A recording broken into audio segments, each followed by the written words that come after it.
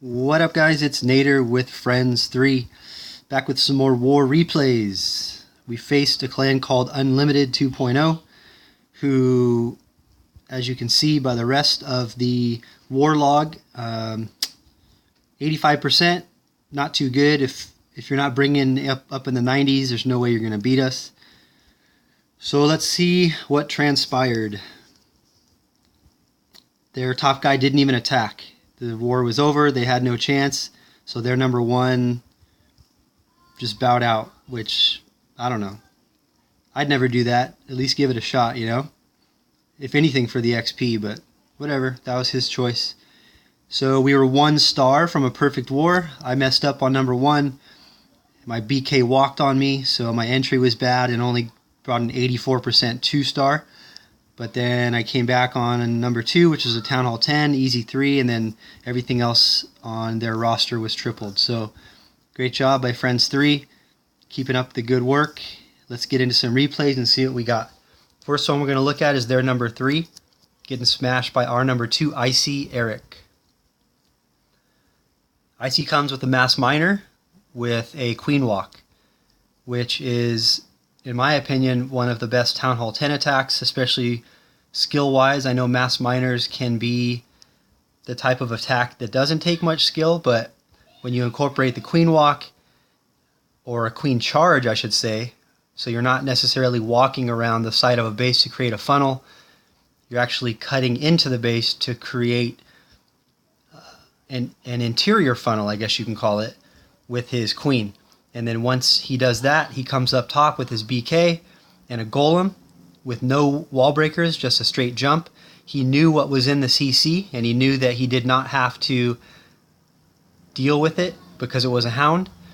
So he didn't draw it out to his Queen, which he might have had there been like a Baby Drag or some Valks in there. And then once the top half of the funnel is created by his BK, the bottom half of the funnel is created by his AQ. He brings in his miners from that top right/right corner position, and the rest is heals. As the miners approach the core, you want to keep them healed up. That Hound is doing nothing but shooting many little fireballs at his miners, which isn't going to do any damage whatsoever. And then once his miners break through that Town Hall and take out that multi-inferno, the rest is pretty much done. He has a ton of miners left and only 2 whiz towers, which can be a threat to the miners, but there's not enough point defense to take their HP down to make it even worth it. Plus, he still has his Queen up, which is pretty rare on these attacks, but he was able to bring her in a way that she wouldn't be taking on so much DPS and that she'd stay up through the entire attack. And just a really nice job by him to keep that Hound at the top part of the base so that his Queen didn't target that Hound and take this base out relatively easy. Really nice attack by Icy. Let's look at their number 5 being taken out by our number 7, Nemesis. I think we have a lot of Queen Walk Vaho, which if you watched last video was our featured attack. It seems to be our go-to attack that the guys like to use. You can't fault them for it if they're smashing bases. I know that we mix it up when the wars are pretty much over, but when we need guaranteed stars, we go with what we know, which is this Queen Walk Vaho. So that's what Nemesis brings here. You see he brings in his Queen at the top left with a wizard to make sure that she walks north and not south. And then once his Queen picks that direction, here comes a Golem with some more wizards to create the other half of the funnel. And then once that funnel is created, he's bringing in some wall breakers to pop the wall with his Valks. And then his BK is going to come in behind here any second. I think he was probably waiting for that CC to come out before he dropped the rest of his Valks and his BK. So double poison on the CC. Once the CC is targeted by his Queen, he drops the BK and the rest of his Valks with that jump. Really nice jump there to connect basically the entire base. You rage your kill squad into the core. You heal him up in the core. And because he had already used a rage, he doesn't have anything to rage him back out of the core, but he does have a poison left. We'll zoom in a little bit. Or sorry, poison. He's got a heal left, not a poison. And as his hogs move around this base, he knows that all the big bombs were in the core, so he doesn't have to worry about healing them up, as the outlying defenses are all targeting interior troops. I believe he drops his final heal here as they approach these last defenses, just to be sure that he has enough hogs to do the cleanup. And after that heal goes down and the hogs take out the defenses, it's all cleanup. It's pretty much done from this point, so we'll speed it up and get through this trash cleanup. Great attack by Nemesis. He's been on a roll lately. Keep it up, dude. We enjoy seeing your war replays. All right, let's look at their number 8 being taken out by our number 8, B-Wood. This is a fresh hit. We were hitting same number this war, so B-Wood brought a fresh hit on this base. Not a super intricate base, but you know, he's got a couple max Town Hall 9 defenses with the Expos and the Wiz Towers. So he brings in an HGHB attack with his Giants from 12 o'clock. Once the Giants go down, he drops his healers behind with some wizards to create the funnel. And then once the funnel's created, here comes the rest of his kill squad, his BK, his AQ, and his bowlers. And then the bowlers go into that core, and he's going to rage them up, and they absolutely destroy this base. He brings a jump, which is a different variation. A lot of times guys will just bring rages to keep the kill squad moving through the core of that base. But I think he saw that one jump could connect the entire core, and that he didn't have to, or he didn't want to bring another rage because his troops might have spread off or dipped off to one side, leaving too many defenses for his hogs to run through. So nice base identification there. Nice job by him to smash that core, and then it's just bringing your hogs in from the outside. They do hit a couple big bombs, but by then all the defenses were destroyed, so it didn't matter. The rest is cleanup, just a really nice attack. He swags a heal on this decent Town Hall 9 base. Really nice job, B-Wood. Keep it up, brother. All right, let's look at their number 13 being taken out by, we will see here in a second, J-Rad. J-Rad, this was a fresh hit as well, 13 on 13. So we don't know what's in the CC, but he identifies this base as being able to be Govahoed. You can see that he drops his one golem down, which gives him more Valks in the bag. When you see that you can bring one golem to tank all those point defenses to create your funnel, it's better to do that so that you can bring more Valks for the core. And once the funnel is created, he drops down his kill squad. Now notice how he waits on his Valks a little bit to make sure that some of his other troops make it into the core first. To pull that CC out, he brings in the double poison but staggered, so to make sure that the CT troops come out at different times. He rages his kill squad into the core, heals them in the core, rages them out of the core. You've heard me say that a bunch of times. And I like what he did here. He saved his poison. He sees that his hogs are going to be moving on that, I guess, 3 to 4 o'clock portion of defenses unguarded. So he holds a heal to make sure that as they approach, they're not going to hit a big bomb and get taken out.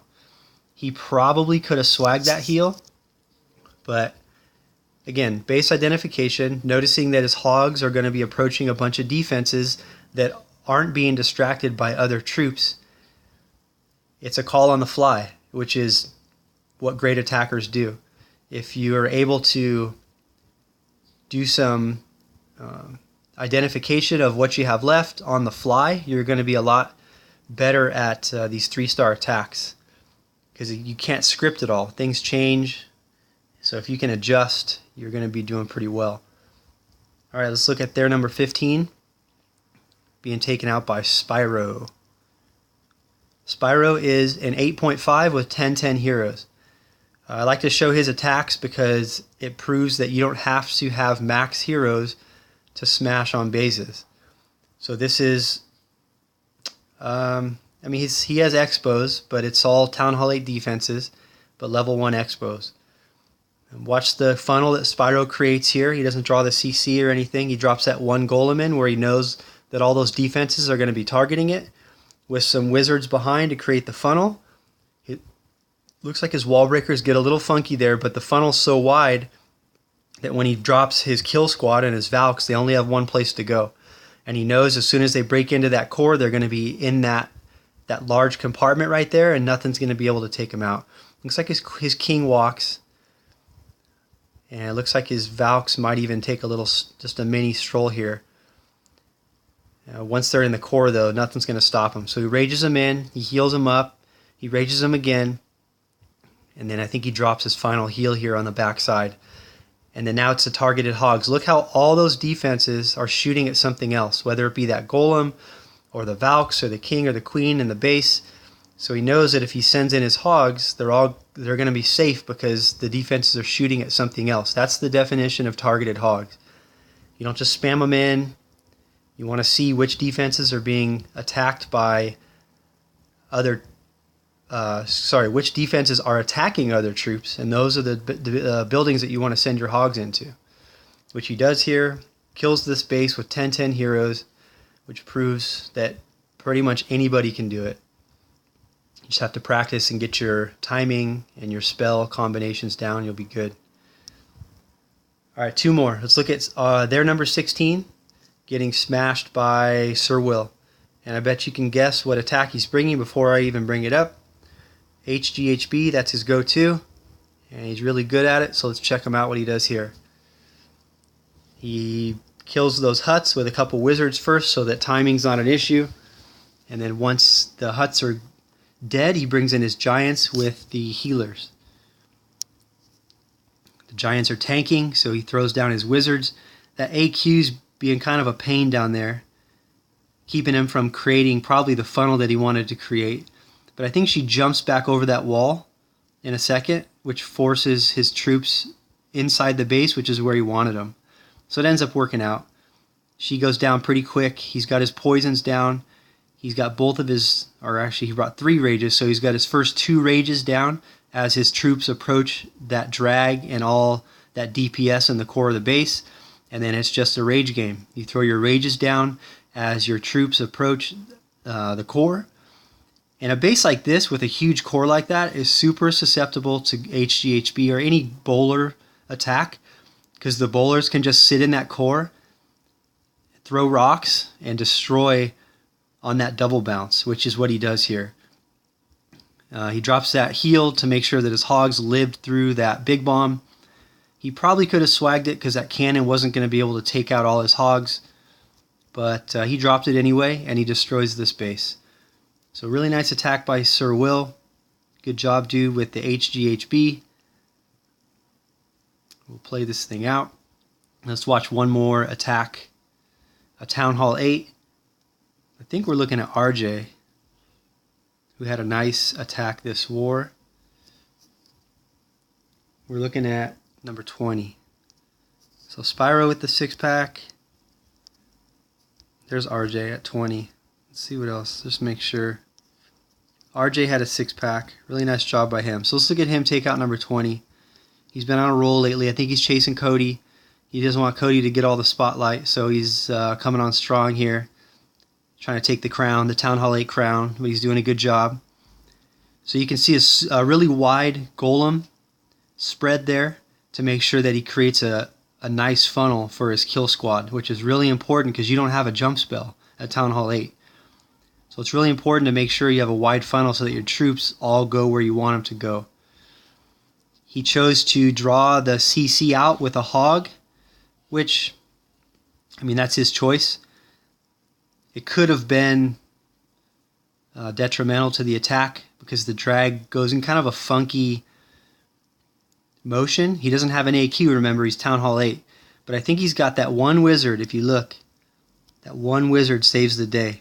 So the wizard under rage comes over, pops that drag, and again saves the day, because I think if that wouldn't have happened, this attack might have failed.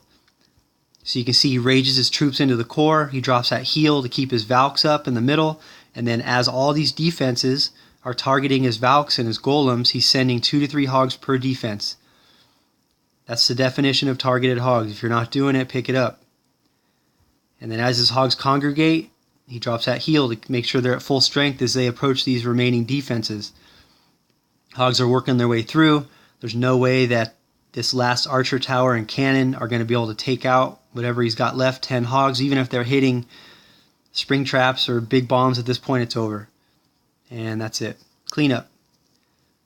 Nice job by RJ to go on a roll here. Keep it up, man. Keep smashing these bases for us. Putting in work at Town Hall 8 so our 9s don't have to dip. That's really important for all you 8s watching. You got to put in good attacks, because if not, 9s have to dip, and then they don't have enough maybe to take out the opponent's 9s. So good job, RJ. That's it, guys. Friends 3 with another win. I think that's 11 in a row. We may not be as lucky. We got teamed up with a super good clan that's engineered, that has 4 max 11s, and we only have 2. So the next video you see, if we win, it's going to be a huge upset. If we lose, we'll have given it our best shot. But man, 4 max Town Hall 11 is going to be hard to get through. Anyway, thanks for watching. Like the vids, subscribe to the channel, and take care. Peace.